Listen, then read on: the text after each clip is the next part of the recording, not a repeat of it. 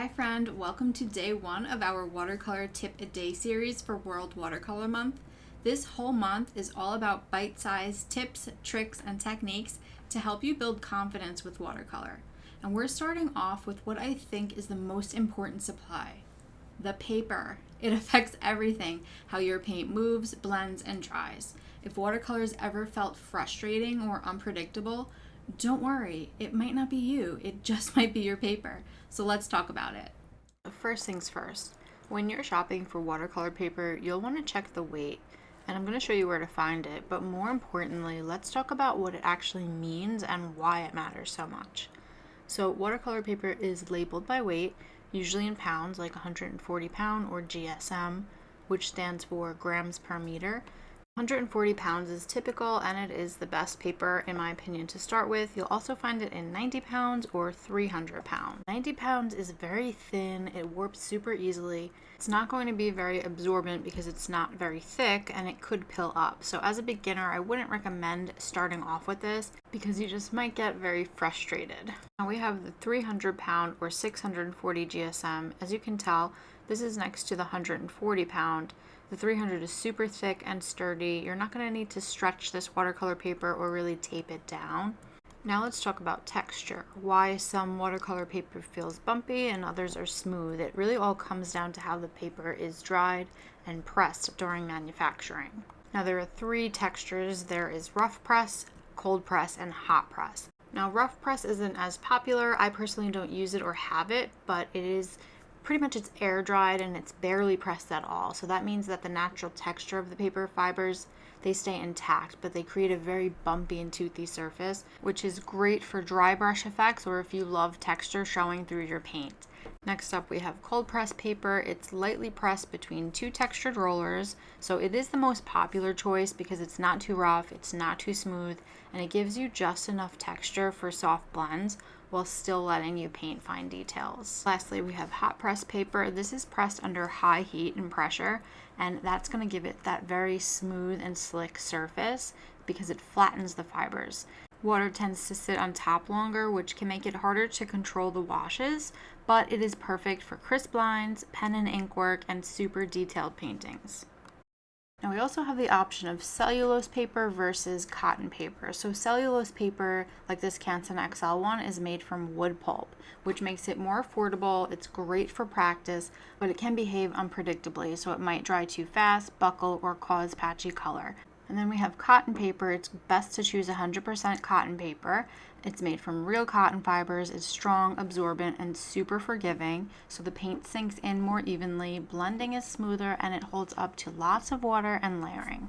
Now paper comes in different formats. You can buy them in pads, in blocks, sketchbooks, individual sheets. This is a block.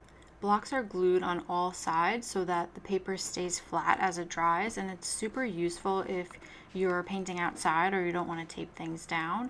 You just put your little palette knife or a butter knife in and you take the paper off as you go. The one downside to this is that you can't really work on multiple projects at the same time, so that's where a sketch pad might come in. So yeah, pads are great for keeping everything in one place and working on multiple pieces. You can just tear out the page when you are done with it, and it's just super easy to use these. And then you can also find them in a spiral where you have this perforated edges. This is typically with your cellulose paper or your watercolor journal type. So yeah, you can see there that there's that perforated edge and you can just tear it out when you're ready.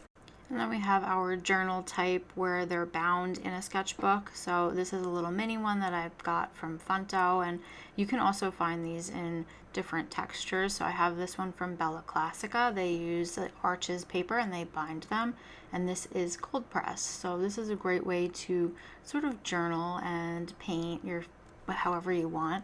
And then this one is a hot press paper. So yeah, you can get these in your preferred paper as well.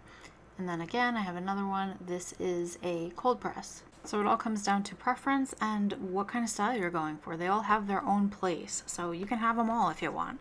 I want to also mention toned paper. I have a black tone, but you can get these in lots of different colors. These are great if you want to use gouache or very opaque watercolor on top.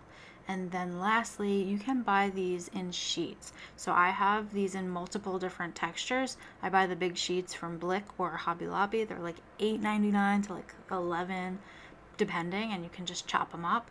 So this is a closer look at a hot press watercolor painting versus a cold press, so you can see the texture.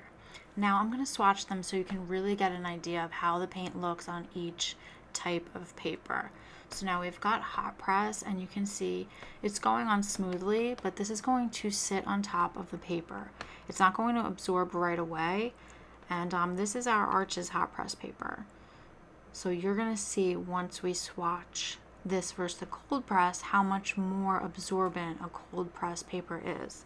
Again, because this one is not pressed as much as the hot press, so it's not as smooth. And you can really see here how much that paint is being absorbed and how quickly it's being absorbed into that cotton paper, which gives you a lot of control. So that's another great thing about cold press, is you're going to get a little bit more control than the hot press paper.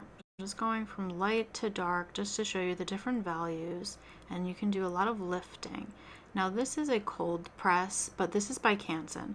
So I've not used the Arches cold press in 300, but you see how quickly that paint is getting absorbed by that cotton. This is 100% cotton. So I typically don't work with 300 pound, but I figured I would show you because I have it. But yeah, this is a little bit difficult for me. So this might be great again for dry brushing, like the rough texture. And then here we have our Cellulose. I absolutely love this paper. It is great for practicing. I use it for drills.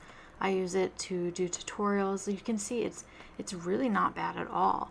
And it is very super absorbent, but again, it can be a little bit unpredictable. So you might get a little bit more splotchy blends and bleeds and just color discolorations. But yeah, I do love this paper quite a bit. So there you have it. You can see them all. I'm going to do another layer on top of this hot brush just to show you that it is buildable. And I totally get that good paper can feel expensive, but using the wrong paper makes it so much harder to learn. You don't need a whole pad of Arches. You can try buying one big sheet, cutting it into quarters and smaller pieces to practice, because you deserve the tools that help you grow. That's it for paper. Tomorrow we're diving into brushes, how they're made, how to choose them, and what to look for when starting out. Thank you for being here. Make sure that you're subscribed so you don't miss our next lesson. I'll see you tomorrow.